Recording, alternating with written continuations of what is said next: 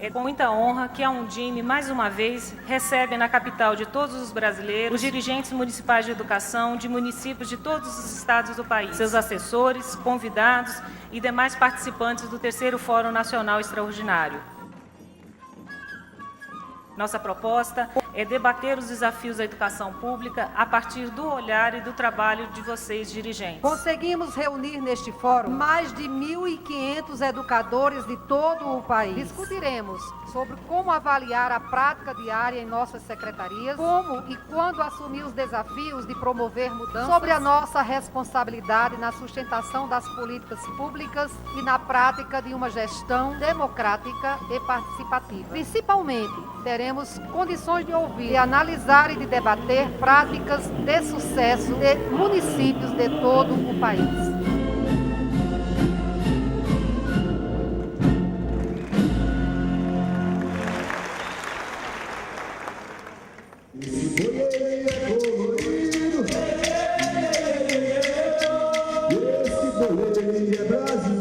Nós temos clareza que nenhum setor tem as respostas sozinhos. É da integração e dessa potencialização de diferentes que se encontram os melhores caminhos. Coautoria com o poder público e demais parceiros, garantindo adesão e identidade local aos projetos, a potencialização do alcance das ações e a sintonia com a demanda pública local. A importância do território, porque é no território que efetivamente as ações acontecem, né? E eu sempre coloco a educação, ela tem que ter gosto, ela tem que ter cor, ela tem que ter o cheiro local. Acho que esse espaço de valorização e de intercâmbio das experiências educativas é uma oportunidade muito boa para realmente aprender dos outros. E nessa perspectiva, este fórum cumpre, digamos, com os compromissos internacionais também que o Brasil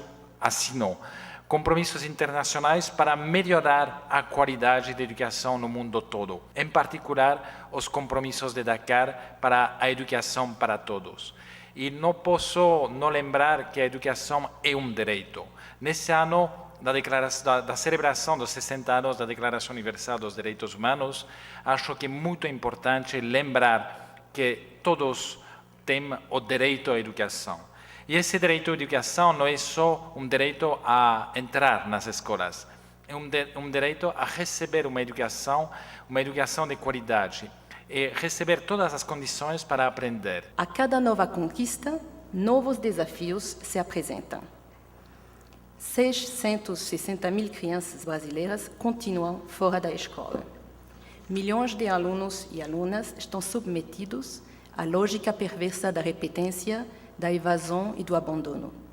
Essa situação exige de nós uma mobilização contínua e articulada pela qualidade da educação. Este é o desafio que propomos a vocês, dirigentes municipais. Vamos fazer desse fórum e do nosso dia a dia espaços e tempo de construção do direito de aprender de cada criança no Brasil. Cumprimento a iniciativa da Undime e reafirmo o apoio da Comissão de Educação e Cultura da Câmara dos Deputados a todas as ações que, como esta, contribuem de fato para a plena afirmação da cidadania no Brasil. O que nós sabemos é que uma parte do Brasil tem acesso à educação de qualidade. O que nós desejamos é que todo o Brasil tenha acesso à educação de qualidade e nós possamos cumprir as metas estabelecidas no plano. Isso não é possível sem o alinhamento das ações da União, de estados, do Distrito Federal e de municípios em proveito dessas metas, em proveito das diretrizes, em proveito desse direito fundamental de todo cidadão. No lançamento do PDE, o ano passado, eu dizia que seria um militante dessas metas e dessas diretrizes, independentemente da função que eu ocupasse na sociedade. O Brasil tem todas as condições de atingir um patamar de excelência, porque já o fez na educação superior. O Brasil está entre os principais países do mundo no que diz respeito à produção científica. Por que não no que diz respeito à educação básica de qualidade? Nós temos inteligência acumulada, nós temos inteligência acumulada, nós temos experiência acumulada para dar esse grande salto. O que nós precisamos é construir as pontes que permita fazer chegar a escola pública mais longínqua esse manancial de conhecimento acumulado em toda a rede de educação superior, em toda a rede de educação profissional, em várias redes de educação básica do país. Nós estamos num ano eleitoral. Nós sabemos que alguns prefeitos sequer podem ser reconduzidos ao cargo porque já estão em segundo mandato. E sabemos, portanto, que haverá, em muitos municípios, uma troca de comando na Secretaria Municipal de Educação. E por isso que eu louvo o fato de que este é o maior encontro da Undime, justamente no ano eleitoral. Porque prova que a compreensão que se tem hoje é de justamente trabalhar esse ano para que não haja descontinuidade do trabalho. Se nós tivermos os planos de ações articuladas, aprovados pelo Ministério, homologados, assinados, conveniados, nós vamos dar a garantia de que quem quer que venha depois da gente possa seguir um trabalho já iniciado, possa ter a segurança de que, independentemente do seu partido, está alinhado com o governador, está alinhado com o presidente da República, há uma causa maior que une o país nesse momento, que é a causa da educação. E esse é o trabalho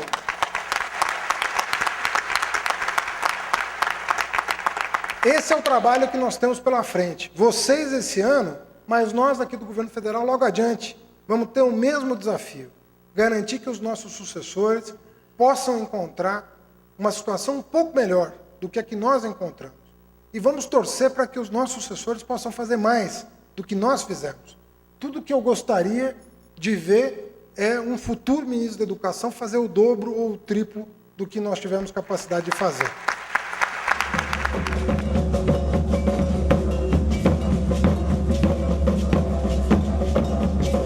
Há uns 25 anos, uma boa parte das pessoas aqui ainda estava crescendo.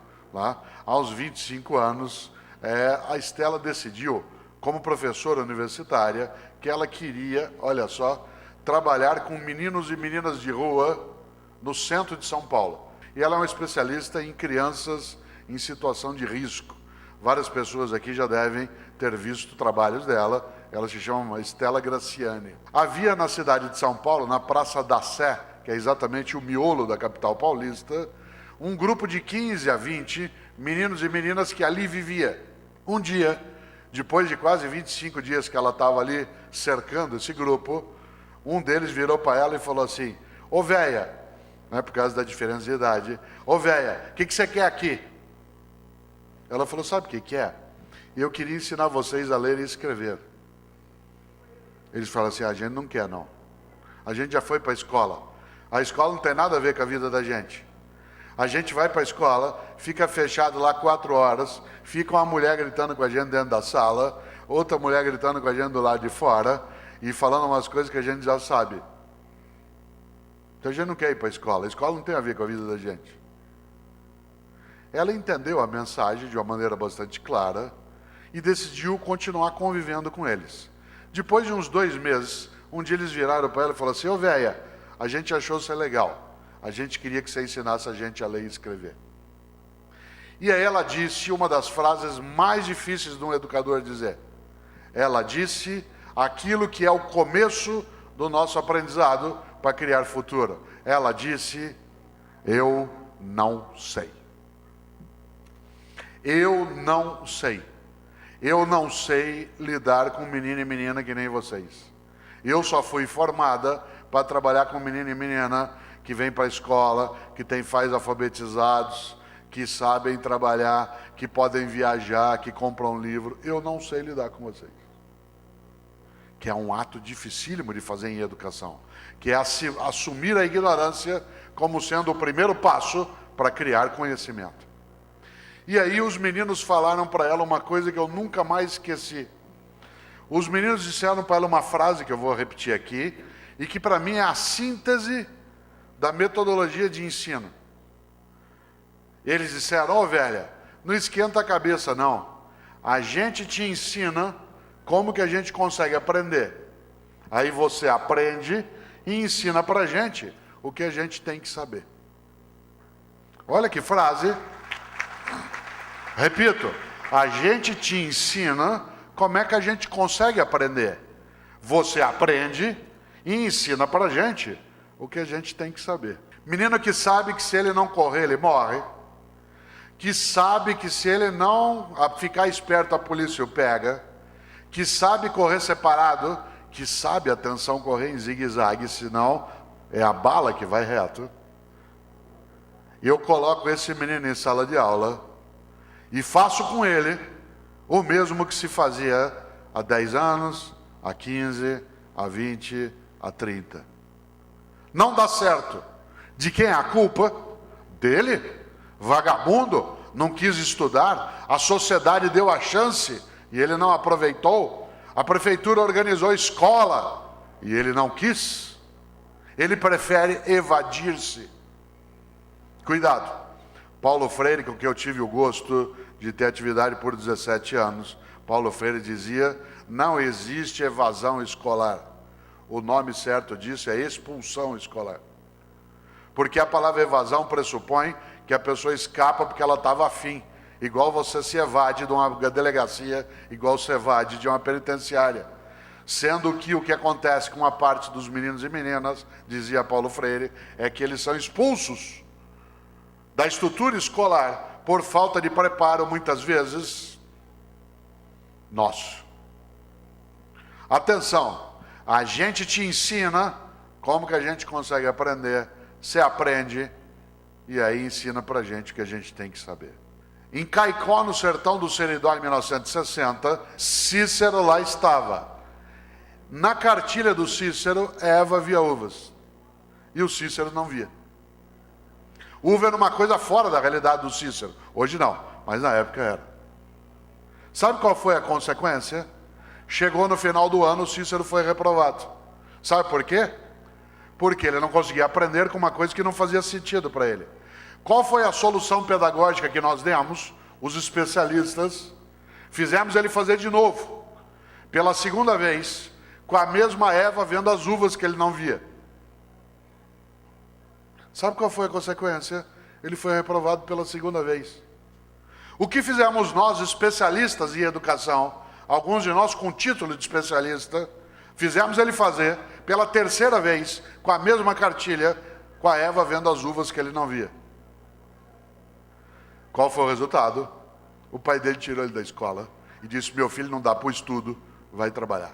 Teu filho, teu neto, teu sobrinho, teu aluno que entrou esse ano, na primeira série do ensino fundamental, antes de pôr o pezinho na sala de aula, para ser formalmente alfabetizado por nós, já tinha assistido 5.000 horas de televisão. Calcula-se que uma criança assiste, em média, a 3 horas de TV por dia, a partir dos 2 anos de idade. Isso dá 1.000 horas por ano. Dos 2 aos 7 são 5.000 horas de TV. Antes de ser formalmente alfabetizado. Ele viu Discovery Channel, ele viu Globo Repórter, ele viu novela, ele viu filme de violência, ele viu propaganda, ele viu horário eleitoral, ele viu filme pornográfico, ele viu programa de auditório, ele viu publicidade, ele viu Big Brother Brasil, altamente pedagógico, né? Ele assistiu CPI, ele viu a discussão, ele viu o filme de humor, ele viu a discriminação, ele viu o atentado às Torres de Nova York, ele viu o jogo do Flamengo, todo tipo de horror que você puder imaginar, ele assistiu. E aí ele senta, no primeiro dia de aula, depois de ter assistido 5.000 horas de televisão, ele senta no primeiro dia de aula, e aí a gente começa a aula, para quem já assistiu 5.000 horas de TV, dizendo: a pata nada. A pata nada. Quase que eles levantam e falam: leve-me ao seu líder. Certo? Você está rindo? Às vezes você está dizendo para o teu aluno, para a tua rede, para a tua comunidade: a pata nada. O boi baba. Cuidado, é preciso prestar atenção nas mudanças E para aproveitar as oportunidades, precisa cautela para não envelhecer a mente. A primeira coisa é saber que só é um bom ensinante quem for um bom aprendente. Só é um bom ensinante quem for um bom aprendente. E nós temos muito a aprender. Aprender com as outras e com os outros. Nossa área precisa de uma mudança urgente, inclusive na nossa mentalidade. Porque alguns de nós fincamos no passado e chegamos a dizer uma coisa inacreditável. Há professores e professores que dizem assim, porque no meu tempo. Cuidado, teu tempo é o futuro. Você lida com o futuro. Vou contar uma coisa que você que é jovem não vai acreditar. Tem gente nesse auditório que começou a dar aula com 16 anos e os alunos tinham 5. Aí você fez 20, eles tinham 5. Você fez 30, eles tinham 5. Você fez 40, eles tinham 5. Você fez 50, eles tinham 5. Cada um e cada uma de nós, todos os dias, lida com o que há de mais novo na vida humana. Eu preciso mudar, mas para isso, olha só, eu quero aproveitar esses teus 22 minutos de desespero para pensar isso. É preciso ter humildade. Humildade para quê? Para saber que tem coisa que a gente não sabe. Aliás, há um grande pensador do século VIII, um santo para os católicos, chamado São Beda. São Beda diz, há 3 caminhos para o fracasso. 3 caminhos para o fracasso. Primeiro, não é ensinar o que se sabe. Segundo, não praticar o que se ensina. E terceiro, não perguntar o que se ignora. Esses são os 3 caminhos para o fracasso. Para chegar ao êxito, a gente precisa sim ser capaz de ensinar o que se sabe, praticar o que se ensina e perguntar o que a gente ignora. Atenção, não confunda idoso com velho. Idoso é uma pessoa que tem bastante idade, velho é aquele que acha que já sabe, aquele que acha que já está pronto, aquele que acha que não precisa ou não vai mais aprender. Velho você pode ser com 20 anos de idade, 30, 40, 60, 70. Velho acha que ele faz o possível. Velho acha que o único jeito de fazer é como está sendo feito. Velho não vai atrás do melhor, ele se contenta. Cuidado. Cuidado nas escolas com o professor velho. Não estou falando de professor idoso. Cuidado com o professor velho. E o professor velho é aquele que já desistiu. É aquele que acha que não tem alternativa. É aquele que quando chega novas pessoas na rede, gente cheia de vida, de idade, quer fazer projeto, participar, ele diz, sossega aí, com o tempo você vai aprender. Isso aí é só fogo de palha. Para que isso? Com a minha idade você vai ver, o tempo vai te ensinar. E ele fica só contando os dias e as horas da aposentadoria. Lamento, educação não é lugar para gente velha. Educação é lugar para gente que pode ficar idosa, mas para gente velha, jamais. Por uma razão, a velhice é uma decorrência da desistência. Ficar idoso é uma questão da natureza e da tua saúde, mas envelhecer é uma desistência. E a educação é um lugar para homens e mulheres que remam juntos em direção ao futuro, procurando o futuro.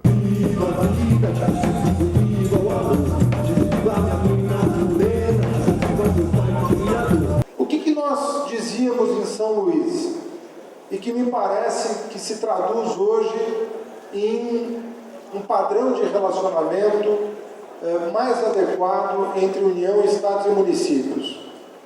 Nós dizíamos que o PDE estava inspirado em 3 conceitos fundamentais. O primeiro conceito era o de visão sistêmica da educação, o segundo, o de ordenação do território, e o terceiro, o conceito que alinhava a educação a desenvolvimento. Eu gostaria de sinalizar 3 aspectos importantes do nosso plano de trabalho até o final da nossa gestão. O primeiro deles é o regime de colaboração. Quer dizer, nós temos que deduzir desses 3 conceitos o que nós entendemos por regime de colaboração ou, sendo mais ousado, o Sistema Nacional de Educação. Em segundo lugar, nós temos que pensar algo que está na ordem do dia no Ministério da Educação e que é um desdobramento do regime de colaboração, mas numa outra esfera ou numa esfera específica, que é o Sistema Nacional de Formação. Como nós devemos construir um Sistema Nacional de Formação? E quando eu falo em Sistema Nacional de Formação, eu estou pensando na situação do magistério e dos trabalhadores em educação de forma ampla. Essa discussão passa pela fixação do piso nacional da categoria, essa discussão passa pela fixação de diretrizes nacionais de carreira e essa discussão passa pela ordenação da demanda e ordenação da oferta de programas e cursos de formação voltados para a formação de novos professores e para a formação dos professores em serviço. E o terceiro capítulo é a questão do financiamento. Fazendo um sobrevoo muito rápido por essas três questões, eu diria que em relação ao regime de colaboração, nós demos alguns passos decisivos no último ano, mas nós temos ainda muito terreno pela frente. Há casos de estados, secretarias estaduais, que criaram organismos internos de atendimento aos municípios e, em alguns estados específicos, o par do município está sendo elaborado em parceria com as equipes técnicas da Secretaria Estadual, o que é um avanço enorme para o país, porque ordena, dentro do conceito de arranjo educativo, as ações e procedimentos. Temos, em alguns outros estados, observado uma sintonia maior da rede federal com as secretarias estaduais, ou seja, universidades e Cefetes interagindo de uma maneira ainda incipiente com as secretarias estaduais, no sentido de proporcionar os recursos técnicos, humanos e financeiros, para que possa se elaborar planos de mais longo prazo, de mais fôlego, sobretudo no que diz respeito à gestão, o que significa dizer que se a rede federal e as secretarias estaduais e municipais estavam quase completamente desalinhadas há um ano atrás, hoje nós averiguamos que em algumas localidades há um alinhamento maior. Não é possível ainda comemorar, porque há muito que se fazer e alguns estados ainda estão patinando em relação a esse alinhamento. Mas as experiências exitosas já são visíveis e podem servir de exemplo para outros estados. E nós temos, no âmbito do MEC, um colegiado coordenado pelo professor Carlos Belchowski, que está, nesse momento, ordenando a demanda dos estados e dos municípios para nós sabermos são as reais necessidades do país do ponto de vista da formação, tanto inicial quanto continuada. E as diretorias da CAPES, recém-criadas, estão organizando a oferta, porque nós temos que mobilizar toda a rede federal de educação superior e de educação profissional, Cefetes e universidades. Além das universidades estaduais e municipais, nós temos que organizar a oferta de cursos de qualidade. Porque se nós não tivermos cursos de qualidade, nós não vamos ter o professor preparado para a realidade da sala de aula. E, infelizmente, a realidade hoje é a seguinte: metade do magistério não tem curso superior.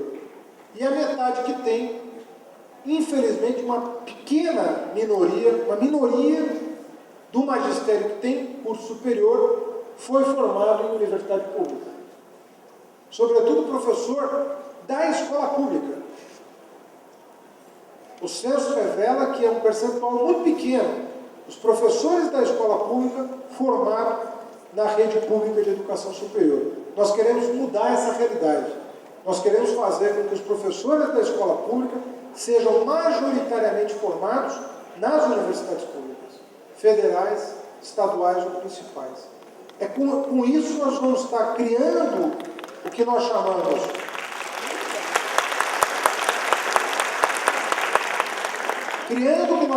de sistema público de formação dos trabalhadores em educação, que tem que ser estendido, inclusive, para os funcionários da escola, né? Sobretudo, garantir um nível técnico para os funcionários da escola, mas criando um sistema nacional dos trabalhadores da educação que possa incidir na qualidade.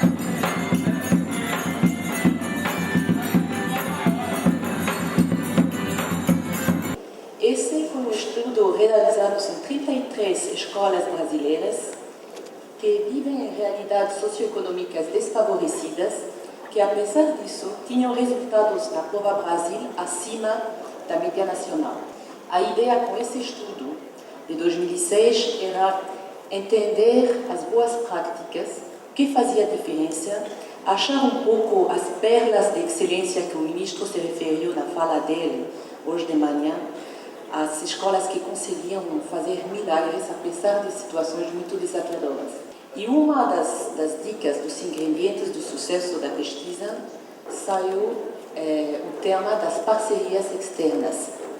E então esse nos deu a ideia de ir pesquisando mais em profundidade o tema das parcerias e de ver se o facto da escola pertencer a um grupo de outras escolas motivadas pelo objetivo de garantir o direito da criança de aprender, de ser membro de uma rede solidária de aprendizagem, se isso fazia ou não diferença na capacidade da escola de cumprir com a sua missão de garantir o direito de aprender a cada criança brasileira. E então, o estudo, a pesquisa que estamos lançando hoje, Rede de Aprendizagem, ela responde a essa pergunta. Foram escolhidas redes com determinadas características e eu acho que para nós, secretários municipais, essa pergunta, que é a pergunta inicial da pesquisa, é a pergunta que a gente tem que fazer com a nossa equipe, com os diretores das escolas, todos os dias. O que a nossa rede faz para garantir o direito de aprender? Eu acho que muitas vezes a gente perde energia com o que não é o nosso foco. E aí eu acho que todos os dias, o dirigente, que é a liderança, que é o coordenador do processo no município, ele tem que perguntar isso. O que a gente está fazendo para garantir o direito de aprender? Será que esse festival, será que essa briga com o sindicato, será que essa disputa ali com os diretores, o foco é garantir o direito de aprender? Né? E essas redes têm esse foco. Por outro lado, eu acho que a gente não tem fórmulas mágicas, nenhum desses municípios tem nada muito diferente do que a gente vê, mas são coisas boas, juntas, e aí tem 4 coisas que aparecem aqui na pesquisa, que são 4 palavras muito simples e que os pesquisadores detectaram que estavam em todas as redes. Quando os pesquisadores chegaram nessas cidades, eles viram nessas cidades atenção, capricho, abertura e solidariedade. O que a gente achou de mais importante nessa pesquisa? Primeiro, mais do que um conjunto de escolas, existe uma rede orientada para a aprendizagem das crianças. Nos municípios que a gente visitou, a gente não viu uma rede formada por seres isolados. As escolas se conversam, planejam juntas, se ajudam, se criticam e participam de processos juntas. Então, elas são, de fato, uma rede. E o dirigente municipal de educação é gestor de uma rede. Ele não é gestor de uma soma isolada de escolas. E nós temos a certeza que não só esses 37 municípios têm boas práticas. Todos os municípios que estão aqui presentes têm uma boa experiência para mostrar. O que esses municípios, o que a gente está tendo como referência deles, é o fato deles terem conseguido articular essas práticas e agir como rede. E uma rede voltada para a aprendizagem das crianças. Redes que garantem o direito de aprender.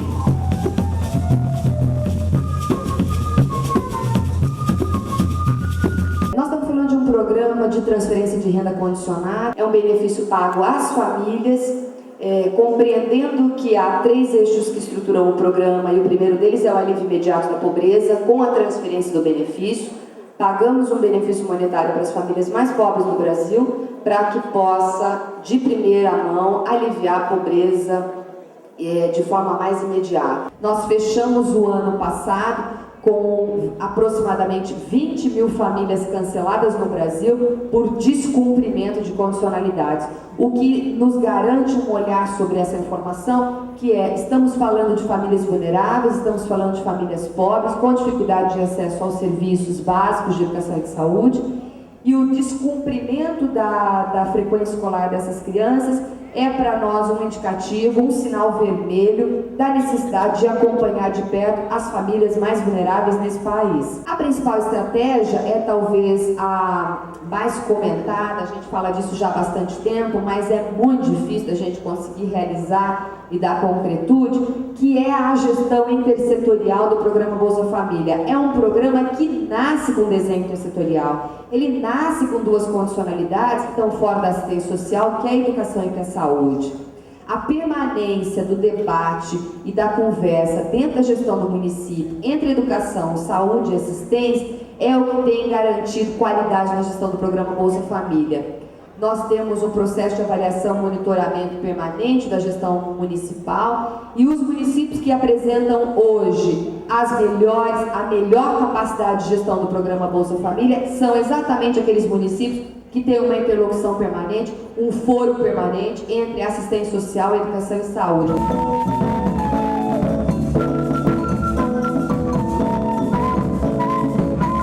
Em 2003, quando nós assumimos o governo, os municípios participavam só de 14% do bolo tributário nacional. Ao longo dos anos 90, a União promoveu uma concentração perversa do conjunto dos recursos, das partilhas tributárias, dos recursos de transferências, nas mãos da União. Nós terminamos o ano de 2006 com os municípios participando de 16,9% do bolo tributário nacional. E acreditamos que nós podemos chegar no final de 2010 com um retorno a 19% daquilo que a nossa Constituição de 88 estabelecia, que foi concentrado ao longo dos anos 80. Esse é um primeiro sinal de que nós estamos preparando os municípios para cumprirem o seu novo papel que o Brasil exige deles. O segundo, nós, no nosso primeiro mandato, construímos uma série de mecanismos de repasse direto dos recursos aos municípios. Então, nós estamos convencidos que nós preparamos os municípios para enfrentar os desafios, o que não significa que eles estejam todos aptos a enfrentar o conjunto dos desafios que nós temos para esse momento. O primeiro é o tema territorial. Se prefeitos e prefeitas, municípios, gestores municipais, não abrirem as suas gestões, o seu debate de políticas públicas, do plano do governo para os novos territórios que se constituem no Brasil, dentro ou no entorno dos seus municípios, nós vamos perder um bonde importante de, através das políticas públicas, da educação, saúde, das políticas de saneamento, de desenvolvimento urbano, intervir sobre esses novos territórios que se juntam, porque eles estão se construindo.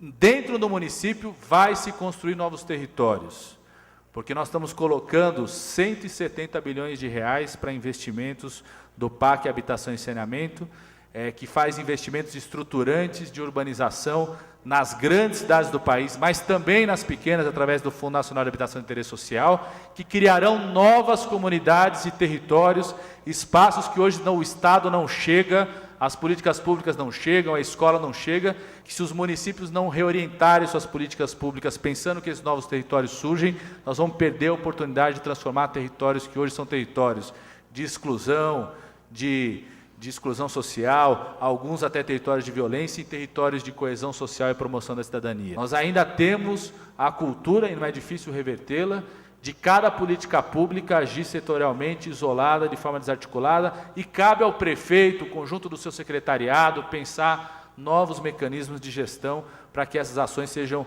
integradas, com foco nas intervenções que nós precisamos fazer no território. Esse, para mim, é um segundo desafio importante para os municípios. E o terceiro é um desafio que eu diria é gerencial, mas que ele tem que dialogar necessariamente com os dois desafios anteriores que eu disse. Se os municípios não se reorganizarem do ponto de vista administrativo, tributário e financeiro, perderão a capacidade de ampliação das suas receitas que o desenvolvimento da economia gera para cada um dos municípios. Nos anos 90, com uma discussão que foi colocada de minimização do Estado e do papel dos poderes públicos, há uma confusão enorme de que política pública é feita por qualquer um. ONG faz política pública, a fundação faz política pública. Não. Política pública, no sentido estrito, é o conjunto de elementos que constituem uma resposta à necessidade para a garantia de direitos. E ela tem que ser universal. O que quer dizer universal? Que ela atenda ao conjunto e respeite aquilo que ontem o Mário Sérgio explicou muito bem, de isonomia. Tratamento diferenciado para os desiguais, para que se consiga a igualdade na vivência de direitos. Então, aí vale cota, vale priorização, vale foco. Isso significa garantia de isonomia dentro do critério de universalidade. A gestão atua dentro de um referencial já posto, que são a missão, que são os objetivos, que são as estratégias definidas. E, nesse caso, como é que a gente, como conjunto, e a Undime está nisso, o Ministério está nisso, como é que se pensa no melhor arranjo da política, vamos falar de educação, do Sistema Nacional de Educação, que possa dar conta dos direitos de quem está lá na ponta? Quando um município não elabora e não executa bem a política, é o cidadão, é a cidadã brasileiro, da Federação Brasileira, que está perdendo direitos, né? Então, há necessidade de parâmetros comuns também para os processos de gestão. Eu acho que esse é um desafio. Não é só conteúdo, é parâmetro de gestão. De que forma vai se fazer isso? Quais são os parâmetros que podem ser consensuados, que podem ser concertados com C, né? Que podem ser pactuados?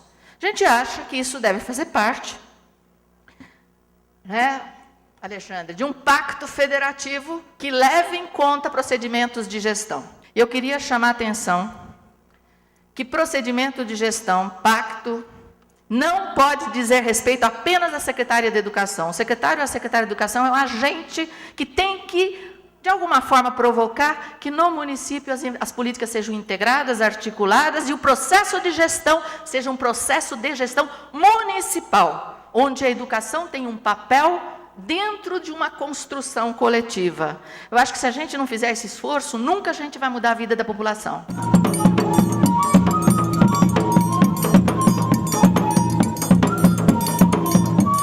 Entendendo porque o dinheiro é pouco, né? Então a primeira constatação é que o dinheiro é pouco.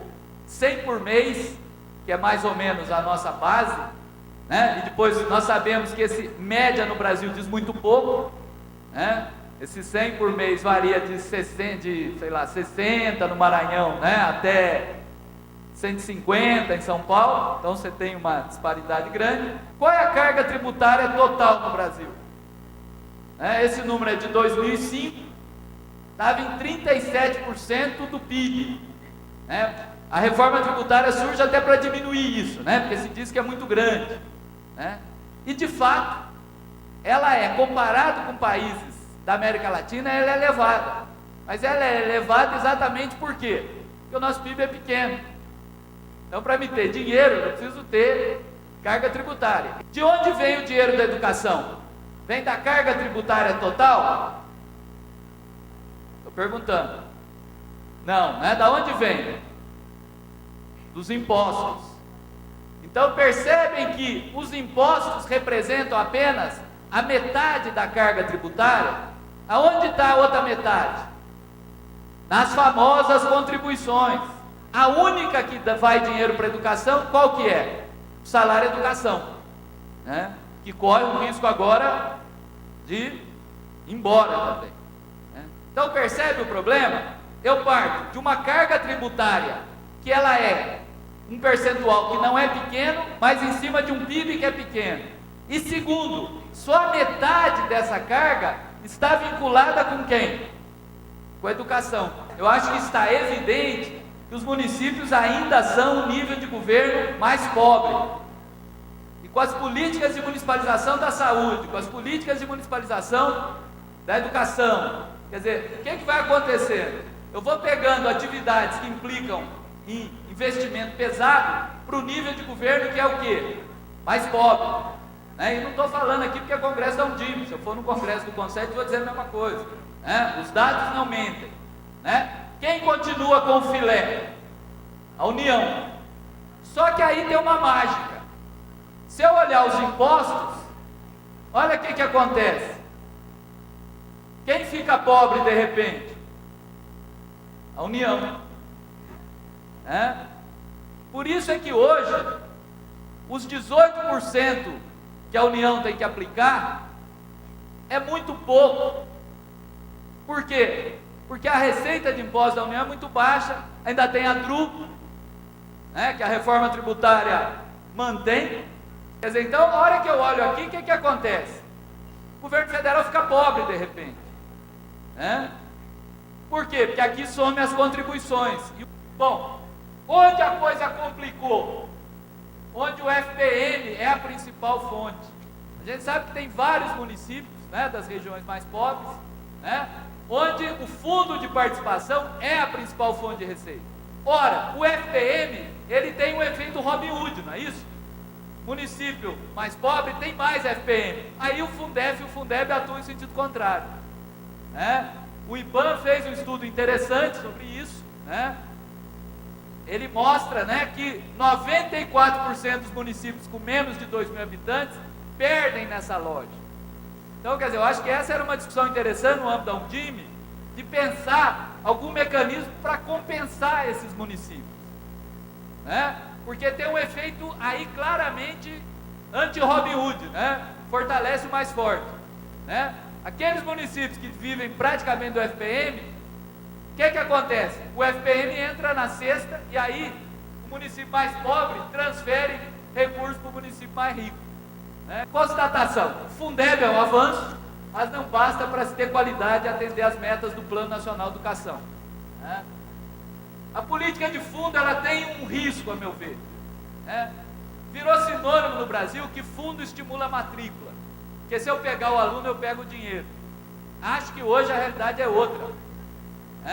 Por quê? Uma escola rural com 10 alunos, dentro de uma lógica de fundo, ela dá prejuízo, vocês concordam? Então, a meu ver, a lógica de fundo, ela corre o risco de ninguém querer ficar com o aluno que eu chamo de caro. Quem que é o aluno caro? O aluno rural, o aluno de periferia. Então, e aí mais uma vez atua a lógica de municipalização, porque exatamente esses alunos estão aonde? Onde estão os alunos rurais do campo no Brasil? No município, na rede municipal. Onde estão o grosso das escolas de periferia nas grandes cidades? Municipais também, porque o Estado não constrói mais escola, entendeu? Então, esse é um risco da política de fundo, principalmente, a meu ver, no que se refere à educação do campo. Aí, para baratear o custo, o que eu faço? Eu enfio essa meninada no ônibus, mando para a cidade e com todos os problemas que a gente sabe que isso representa. O que é o EFU? São os encargos financeiros da União.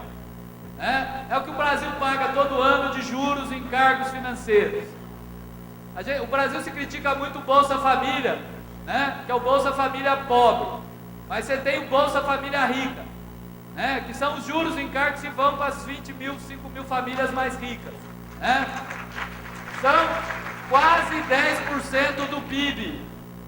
Ou seja, daria para essas 20 mil famílias mais ricas continuarem ricas, mas daqui daria para financiar a educação, financiar ciência e tecnologia. Ou seja, com isso que eu estou querendo dizer é o seguinte: tem lugar para tirar o dinheiro. Agora, tem que atuar de fato aonde a política pega.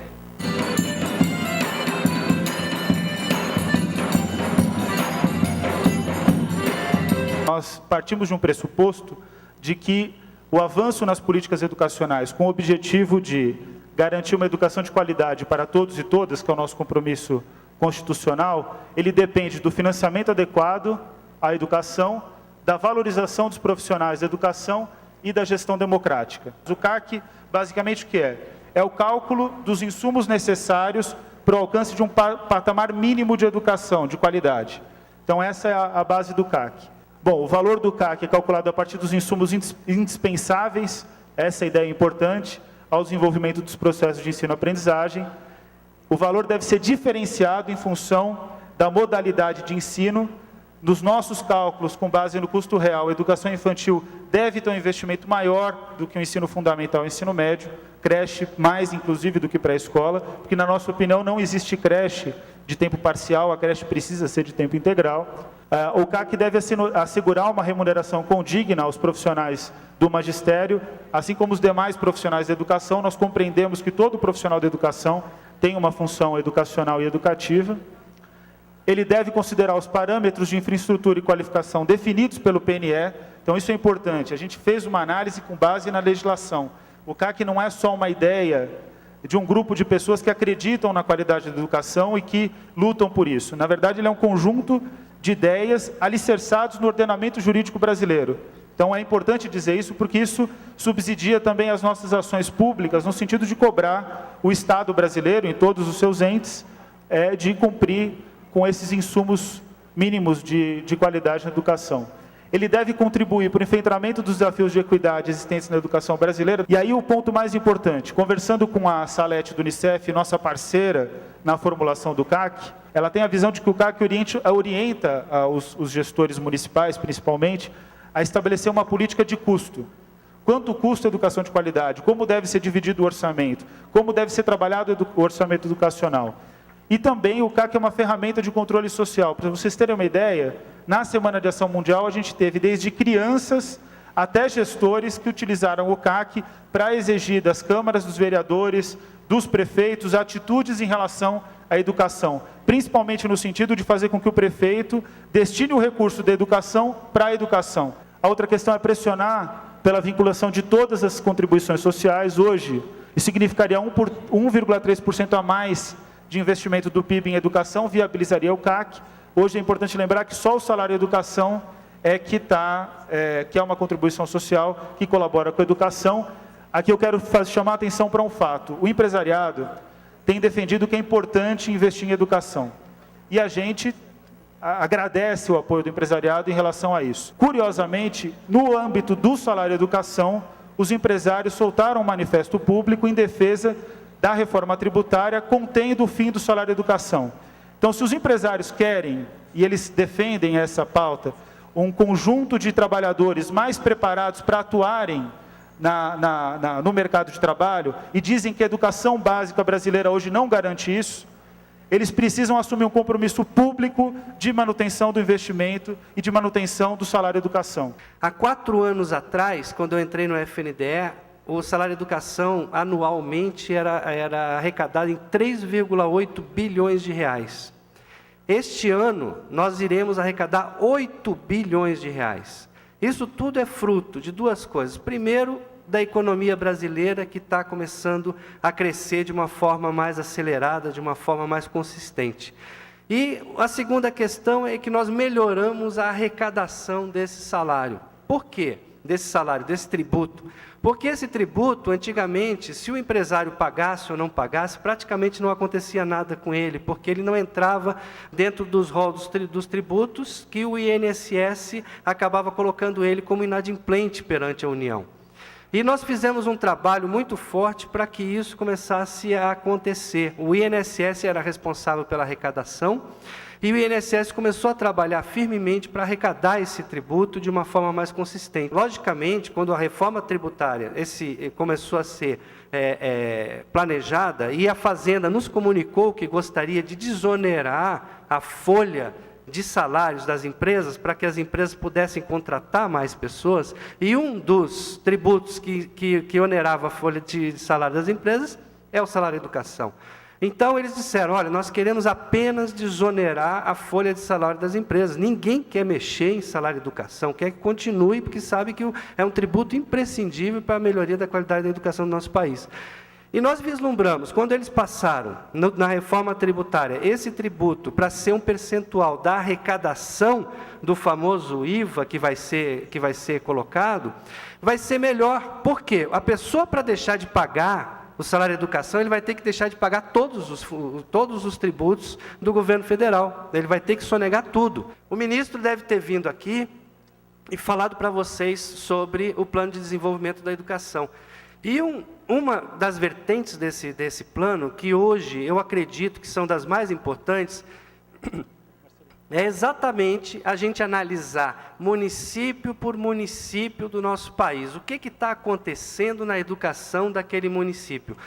O FNDE, como é que ele funcionava? O FNDE, ele tem as transferências constitucionais, que são essas que vocês conhecem, a alimentação escolar, o transporte, o salário educação, o Fundeb, o restante dos recursos, que são transferências voluntárias. Nós fizemos um estudo e verificamos que quem levava os recursos dessas transferências voluntárias do FNDE são praticamente os mesmos municípios ano após ano. Por que são os mesmos municípios? Porque são os municípios que sabiam como fazer o projeto, como entregar o projeto, tinham deputados que iam junto com o prefeito e mostrar ao prefeito, olha aqui, esse aqui é o meu prefeito, o projeto está aqui, e eles recebiam sempre aqueles mesmos municípios. Depois que nós fizemos o cálculo do IDEB, nós verificamos que aquele recurso não estava fazendo nenhum tipo de incidência para a melhoria da qualidade da educação naquele município, porque o IDEB daquele município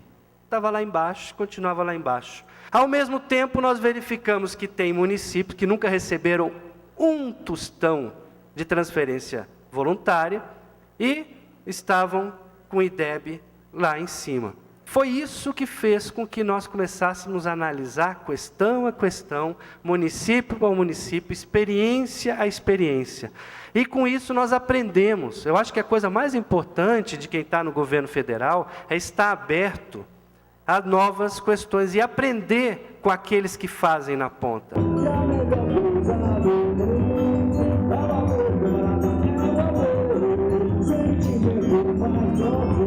A função da liderança precisa ser esclarecida. Ela não é uma liderança de sigam-me porque eu sou uma pessoa forte e importante para fazer o meu projeto. Mas o líder é aquele que tem muita capacidade de servir, de prestar serviço. Não é o que tem a capacidade de ser servido, mas a liderança boa, a liderança socialmente desejada num projeto educacional, é exercida por aqueles que trazem as pessoas com ele para servi-las, para ver o que elas precisam, quais as necessidades, o que elas vêm fazendo de interessante. A minha capacidade de servir tem que ser focalizada lá no fundo, naquela criança que mais precisa. É o garoto mal criado que senta no fundo da sala, que vem mal cheiroso, que é agressivo muitas vezes, que é mal criado. Essa criança que está relativamente fora, que eu não tenho vontade que ela fique na escola, ela que precisa de mim, é para ela que eu tenho que gerar a minha liderança, gerenciar a minha capacidade de liderança. O Paulo Freire dizia que a utopia não é o irrealizável. A utopia é a capacidade de denúncia e de anúncio. Não basta só denunciar uma sociedade para ser utópico, dizer não quero uma sociedade em que as crianças tenham que vender bala no sinal, não quero uma sociedade em que as crianças precisem trabalhar 3 horas por dia em tarefas domésticas, não quero uma sociedade em que o desemprego aumenta, em que a velhice não tem uma aposentadoria digna. Não quero essa sociedade. Isso é uma parte da utopia, um braço da utopia. Mas o outro braço da utopia é o anúncio. Então o que você quer? Não é? Aí eu vou dizer, eu quero uma sociedade em que as crianças possam ter isso, os velhos possam ter aquilo, a organização da escola possa ser dessa maneira. Todas as cidades são um verdadeiro currículo de aprendizagem. Eu posso fazer que a minha cidade seja, mas isso é utópico, ela não é. Ela é teoricamente, ela é num artigo que eu escrevo. Mas para ela se tornar realidade, precisa primeiro ter a utopia de achar que ela é. E eu como diretor, e eu como gestor da coisa pública, e eu como secretário de Educação, tem obrigação de ir buscar em cada rua, em cada sistema de drenagem, em cada experiência de horta, em cada sistema de eletrificação, no sistema de telefonia, na relação entre os grupos comunitários, na igreja participando da minha cidade, eu tenho que buscar em cada coisa dessa um elemento curricular de aprendizado de matemática, de português, de história, de geografia, de física, etc. Isso é uma utopia, mas cabe a mim desejá-la, senão ela não se realizará. Essa questão de nomeia, elege ou concursa é uma questão boba, não tem nenhuma importância para o que estamos falando. O que está por fundo dessa conversa que mostra a raiz da questão que temos que trazer da figura do gestor? Não é se ele é nomeado, eleito ou concursado, mas é outra coisa, tem coisas anteriores que dão a solidez para a gente fazer uma definição se concursa, se elege ou se nomeia. O que eu quero com a educação? O que eu penso que é o ato de aprender? O que é ensinar? Ensinar e aprender para quê? Que sociedade essa garotada vai participar? Que sociedade esses jovens vão construir? Se eu não souber, se eu não tiver um projeto de gestão da coisa pública no que diz respeito à educação, eu posso ser nomeado, concursado, eleito e serei um horror. A outra coisa importante que está por trás da nomeação, eleição ou concurso é a ideia do compromisso que essa pessoa vai ter com o projeto político-pedagógico da escola, que não é dele.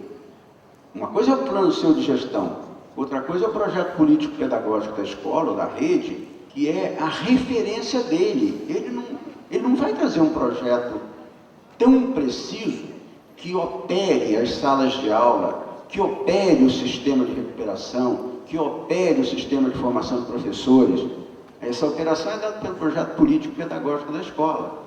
Isso ele tem que respeitar. E mais, isso ele tem que conhecer profundamente e se comprometer que vai realizar.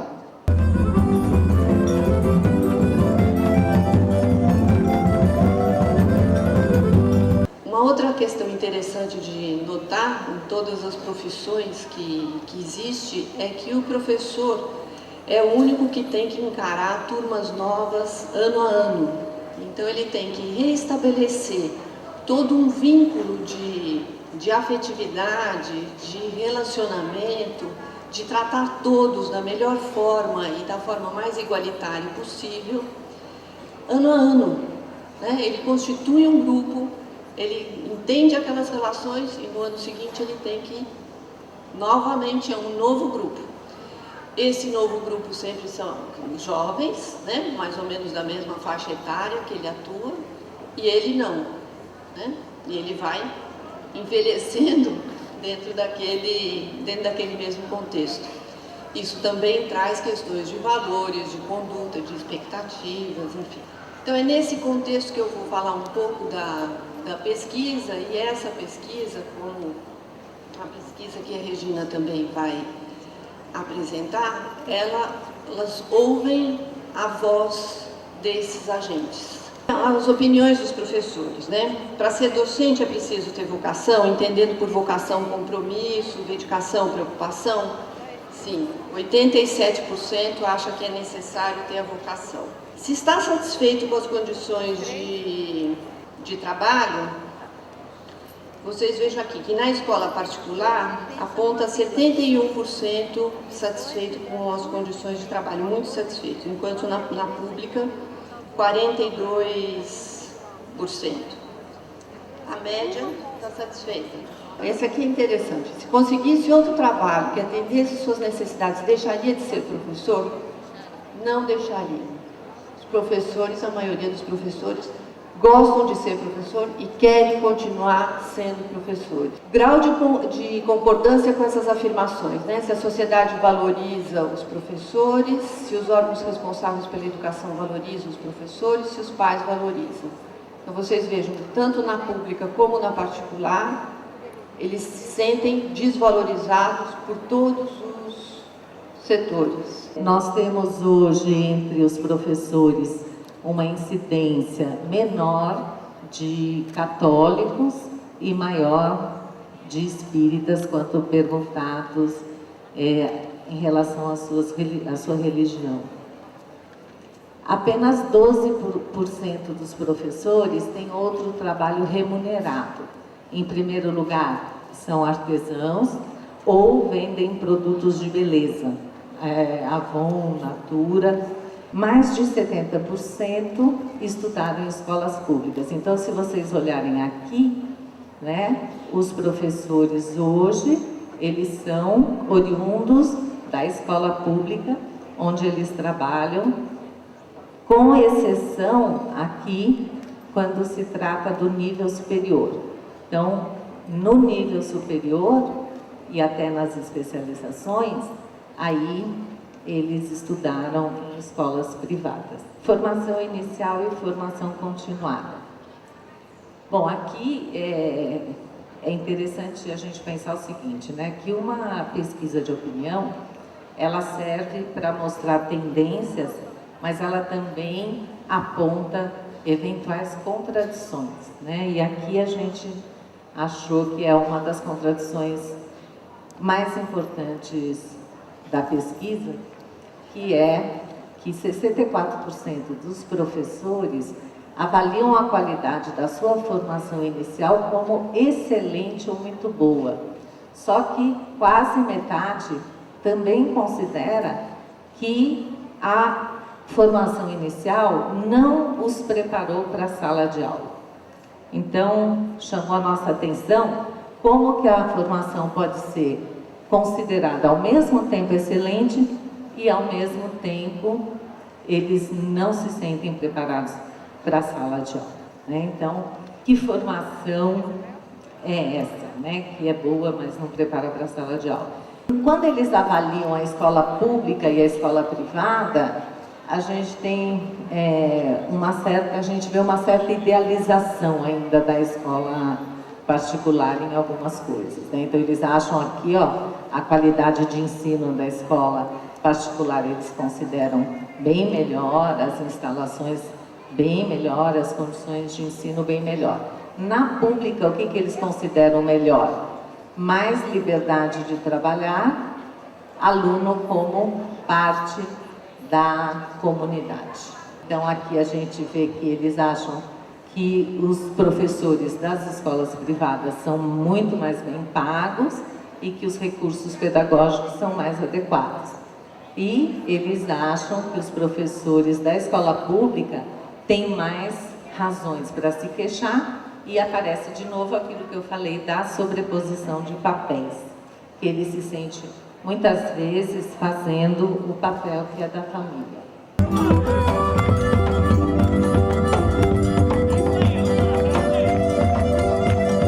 Feita a recomposição e a reeleição, foram eleitos para a vice-presidência da Undime a professora Sueli Duque Rodar, secretária municipal de educação de Carmo do Cachoeira, Minas Gerais.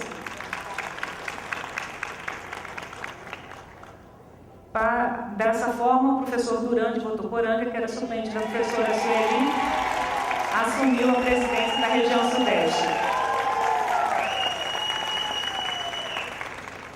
Para a Secretaria de Coordenação Técnica, na titularidade, foi eleita a professora Maria de Nazaré Monteiro, secretária municipal de educação de Amapá, do estado do Amapá.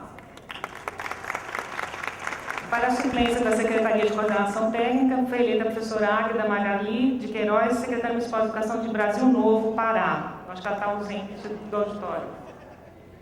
Para suplente do Conselho Fiscal, foi eleita a professora Shirley de Santos, de Ecoporanga, Espírito Santo. E para a suplência da região Sudeste, a professora Célia, presidente da Undime, Espírito Santo, e secretária municipal de educação de Cariacica. Feita a recomposição, os dirigentes tomam posse na diretoria, Conselho Fiscal da Undime, e a ata será registrada no cartório e divulgada no portal da Undime. Agradecemos a presença de todos. Eu queria, então, parabenizar os eleitos desejar que todos sejam bem-vindos, com muita disposição para trabalhar, porque as tarefas da Anvile são inúmeras. Só para vocês terem uma ideia, há dias em que nós temos assim 8, 10 dirigentes distribuídos em grupos de trabalho aqui em São Paulo e em alguns outros estados. Então são muitas as tarefas, os desafios são enormes, mas nós temos, todos nós, os eleitos até então, os recém-eleitos, né, com certeza, um compromisso muito firme com a causa da educação básica do Brasil, particularmente com a causa da educação nos municípios brasileiros. Então, tenho certeza que a disposição é representar a todos com esta obrigação de defender os municípios, defendendo a criança, o adolescente e o jovem, alunos de nossas redes, por quem somos responsáveis, e não podemos ser negligentes, não podemos ser omissos e nem podemos abrir mão da sua defesa. É para isso que aqui estamos.